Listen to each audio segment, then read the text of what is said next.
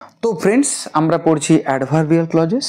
আর adverbial ক্লজেসের বিভিন্ন রকম যে ভাগগুলো, যেরকম টাইম ছিল, আগে আমরা পড়েছিলাম টাইম সম্পর্কে।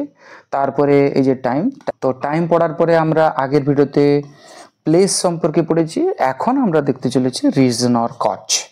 অর্থাৎ রিজন মানে কি কারণ, আর কজ মানে কি সেটাও কারণ। তাহলে এখন কারণ যদি কোনো কিছু বোঝায় তখন কিন্তু সেটা অ্যাডভার্বিয়াল ক্লজ হবে, হ্যাঁ কি না?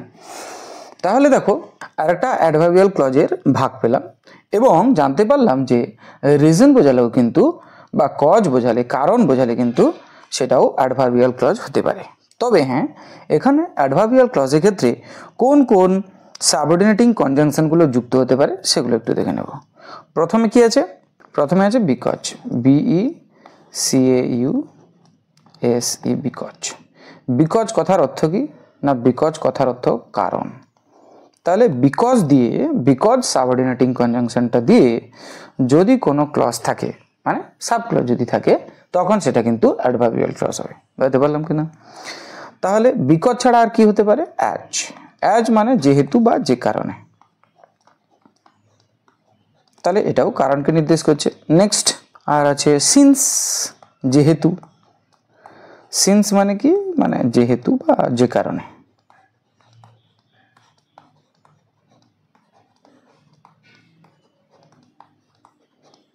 তাহলে কি কি দেখলাম? Because, as, since. এছাড়া আর কি আছে? এছাড়া বলতে পারি দ্যাট যদি থাকে, দ্যাট। দ্যাটের মানে এটা কিন্তু যেটা নয়, দ্যাটের মানে হচ্ছে যে কারণে। দ্যাট মানে এখানে কিন্তু কারণ। তাহলে দ্যাটের অর্থ কারণও হয়, হ্যাঁ বলো? তাহলে এখানে দ্যাটের অর্থ কারণও হয়, কি বলো? জানতে পারলাম তাহলে কি না, বিকজ যদি থাকে, অ্যাজ যদি থাকে, সিন্স যদি থাকে, দ্যাট যদি থাকে, দ্যাটের অর্থ অবশ্যই কারণ বোঝাতে হবে। অর্থাৎ দ্যাটের অর্থ যখন কারণ হবে তখন কিন্তু সেটা অ্যাডভার্বিয়াল ক্লজ হবে। কোনটা? যে সাব ক্লজটা। এই চারটে আমরা মোটামুটি দেখলাম। এই চারটে সাবঅর্ডিনেটিং কনজাংশনের পরে যে ক্লজটা থাকবে, যে সাব ক্লজটা থাকবে, তখন তাকে বলা হবে অ্যাডভার্বিয়াল ক্লজ। এবং কি ধরনের অ্যাডভার্বিয়াল ক্লজ সেটা না? Adverbial clauses of reason or cause. Cause মানেও কারণ আর রিজন মানেও কারণ। কি বোঝাতে পারলাম কিনা? তো এবারে আমরা দেখে নিই কিছু উদাহরণ। তাহলে adverbial clauses of reason or cause এর কিছু উদাহরণ আমরা দেখে নেব। রিজন অথবা বলতে পারি এটাকে কজ। তাহলে রিজন বা কজ হতে গেলে তার ক্ষেত্রে, সেক্ষেত্রে যে সাবঅর্ডিনেটিং কনজাংশনগুলো থাকে সেটা হচ্ছে বিকজ, অ্যাজ, তারপরে সিন্স পড়লাম, আর কি পড়লাম? দ্যাট পড়লাম। এবং এগুলোর মানে বোঝাবে কারণ। তো he can not come because he is ill. দেখো, এই যে বিকজের পরে কথাটা আছে, তাহলে এখানে দুভাগে ভাগ করে দিলাম। হি ক্যান নট কাম, এটা একটা, এটা ক্লজ। কি ক্লজ বলো তো? এটা মেইন ক্লজ, এর তো কোনো ভাগ নেই। এরপরে আসছে বিকজ। বিকজ সাবঅর্ডিনেটিং কনজাংশনটার পরে যেহেতু বাকি ক্লজটা আছে, তাহলে তো এটা সাব ক্লজ হলো, কোনো অসুবিধা নেই। এবং কি ধরনের সাব ক্লজ না? অবশ্যই এটা হবে অ্যাডভার্বিয়াল। কেন অ্যাডভার্বিয়াল বলছি? অ্যাডভার্বিয়াল ক্লজ কেন বললাম? কেন কি কারণ বোঝাচ্ছে। কজ, কজ বা কারণ বোঝালে, রিজনে যে রিজন বোঝালে বা বিকজ এই ধরনের সাবঅর্ডিনেটিং কনজাংশন দেখা মানে সেটা কি হবে? অ্যাডভার্বিয়াল ক্লজ হবে। এবং কি ধরনের অ্যাডভার্বিয়াল ক্লজ না? অ্যাডভার্বিয়াল ক্লজ অফ রিজন বা কজ বলতে পারি। কারণ যেহেতু বোঝাচ্ছে, তাহলে কারণের পরিপ্রেক্ষিতে আমরা বললাম একে অ্যাডভার্বিয়াল ক্লজ। বোঝাতে পারলাম কিনা? পরেরটা দেখো, he is ill, he can not come. As he is ill, দেখো অ্যাজের পরে যেটা আছে সেটা সেই ধরনের সাব ক্লজটাকে কি বলে না? অ্যাজের পরে যে সাব ক্লজটা থাকবে সেই ধরনের সাব ক্লজকে বলে অ্যাডভার্বিয়াল ক্লজ, ব্যাস। এবং কি ধরনের অ্যাডভার্বিয়াল ক্লজ? অবশ্যই অ্যাজ যেহেতু আছে, তাহলে অ্যাডভার্বিয়াল ক্লজ অফ কজ, কারণ, বা বলতে পারি রিজন, REASON, রিজন বলতে পারি। কি বোঝাতে পারলাম কিনা? তাহলে এখান থেকে আমরা জানতে পারলাম যে কজ কারণ বা রিজন কারণ বোঝালে তখন কিন্তু সেটা অ্যাডভার্বিয়াল ক্লজ হবেই হবে। এবং সেই অ্যাডভার্বিয়াল ক্লজটা হচ্ছে কি কারণে না? যেহেতু অ্যাজ কনজাংশন আছে। অ্যাজ কি ধরনের সাবঅর্ডিনেটিং কনজাংশন না? এটা রিজনওয়ালা, কারণওয়ালা, মানে কজওয়ালা। তাহলে অ্যাজের পরে যেটা থাকবে সেটা অবশ্যই সাব ক্লজ হবেই হবে। কি ধরনের সাব ক্লজ হবে? অবশ্যই অ্যাডভার্বিয়াল সাব ক্লজ হবে।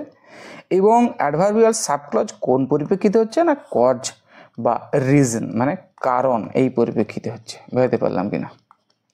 এরপরটা দেখো, since you are ill, you need not come. তাহলে এখানে দুভাগে ভাগ হয়ে গেল, একটা হচ্ছে সিন্স ইউ আর ইল আর ইউ নিড নট কাম। দেখো সিন্স যেহেতু একটা সাবঅর্ডিনেটিং কনজাংশন এবং সিন্সের পরে যে ক্লজটা থাকবে সেটা হয়ে যাবে সাব ক্লজ, বাদ বাকিটা এটা তাহলে কি হয়ে যাবে না মেন ক্লজ।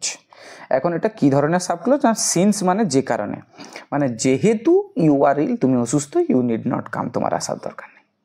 তাহলে কারণটা বলে দিয়েছে তুমি যেহেতু অসুস্থ, তাহলে কারণ বোঝালে কি হয় বলো তো, কারণ বোঝালে সেই ধরনের সাব ক্লজকে আমরা বলি অ্যাডভার্বিয়াল ক্লজ। অ্যাডভার্বিয়াল ক্লজ কি কারণে হলো না যেহেতু কারণ বোঝাচ্ছে, মানে কজ CAUSE কজকে যখন বোঝাচ্ছে, যেহেতু কজ বোঝাচ্ছে বা রিজন REASON রিজন বোঝালে তখন দুটো ক্ষেত্রেই আমরা বলতে পারি এই ধরনের সাব ক্লজকে অ্যাডভার্বিয়াল ক্লজ বলা হয়। এই ধরনের সাব ক্লজকে অ্যাডভার্বিয়াল ক্লজ বলা যেতে পারে। কি বোঝাতে পারলাম কিনা? নেক্সট পার্টটা দেখো, I am sorry that you said this. আমি দুঃখিত, আমি দুঃখ পেলাম কারণ ইউ সেড দিস, কারণটা এখানে বলা আছে দ্যাট ইউ সেড দিস, তুমি যে এরকম বলেছো সেই কারণে আমি দুঃখ পেয়েছি। তাহলে দ্যাট কথাটার দ্বারা এখানে কারণকে নির্দেশ করছে। তাহলে দ্যাট এখানে সাবঅর্ডিনেটিং কনজাংশন, তাই এর পরে যে ক্লজটা আছে সেটাকে আমরা বলতে পারি সাব ক্লজ। কি বলবো? Sub clause. আর এই ধরনের সাব ক্লজকে কি ধরনের সাব ক্লজ বলা যেতে পারে না অবশ্যই এটাকে আমরা অ্যাডভার্বিয়াল ক্লজ বলবো। অ্যাডভার্বিয়াল ক্লজ কেন বললাম বলো তো, না যেহেতু কারণকে নির্দেশ করছে, কারণ তুমি এরকম আমাকে বলেছো সেই কারণে আমি দুঃখিত। তাহলে এই যে কারণ বললে না, তাহলে কারণ ইংলিশে বললে কী হয় বলো তো, কারণকে ইংলিশে কারণকে বললে কজ হয়। তাহলে অ্যাডভার্বিয়াল ক্লজ অফ কজ বা রিজনকে বোঝাচ্ছে, এটা কজ বা রিজনকে বোঝাচ্ছে। তাহলে অ্যাডভার্বিয়াল ক্লজ এই কারণে হয়েছে, কি বুঝতে পারলে কিনা? তাহলে এটা কি বলতো, আই এম সরি, বাক্যে একটা তো মেন ক্লজ থাকতেই হবে, তাহলে এটা মেন ক্লজ।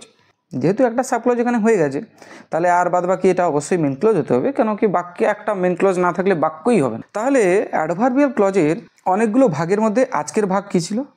আজকের ভাগ ছিল adverbial clause of reason or cause, কারণকে বোঝাবে বা কজকে বোঝালে তখন সেটাকে বলা আছে adverbial clauses of reason or cause. এবং সবথেকে গুরুত্বপূর্ণ কথা এখানে যেটা হলো সেটা হচ্ছে যে রিজন কারণ বোঝালে বা কজ বোঝালে এই দুটো ক্ষেত্রে আমরা তাকে অ্যাডভার্বিয়াল ক্লজই বলবো, নাউন বা অ্যাডজেক্টিভ ক্লজ তাকে বলবো না। এবং এক্ষেত্রে আরও একটা সুবিধা করা আছে, সেটা কি বলতো না এই যে বিকজ কথাটা যদি থাকে না তাহলে কিন্তু তারপরে যে সাব ক্লজটা থাকবে সেটা অবশ্যই অ্যাডভার্ব ক্লজ হবে এবং অ্যাডভার্বিয়াল ক্লজেস অফ রিজন বা কজ বলতে পারি। এরকম আর কি সাবঅর্ডিনেটিং কনজাংশনগুলো থাকলে আমরা চিনতে পারবো, সহজে বুঝতে পারবো যে এটা অ্যাডভার্বিয়াল ক্লজ না অ্যাজ, সিন্স, দ্যাট, এই ধরনের সাবঅর্ডিনেটিং কনজাংশনগুলো যদি থাকে তাহলে আমরা বুঝতেই পারবো যে এগুলো অ্যাডভার্বিয়াল ক্লজ।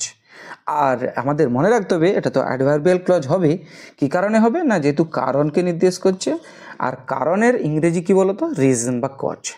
তাহলে সেই কারণে আমরা একে বলছি adverbial clauses of reason or cause. Cause কিন্তু কজ কথাটা বলেছে, ক্লজ নয়, কজ মানে এখানে কারণ। বুঝতে পারলাম কিনা বলো? তো আজকের ক্লাসে আমরা শিখে নিলাম adverbial clauses of reason or cause. এখন তোমাদের ভিডিওটি ভালো লেগেছে কি? যদি ভালো লেগে থাকে তাহলে অবশ্যই ভিডিওকে লাইক করবে, আর সেরকম যদি মনে হয় তাহলে চ্যানেলকে সাবস্ক্রাইব করতে পারো, আর বন্ধুদের মধ্যে শেয়ার করলে তো খুবই ভালো হয়। থ্যাংক ইউ ভেরি মাচ, দেখা হচ্ছে পরের ভিডিওতে।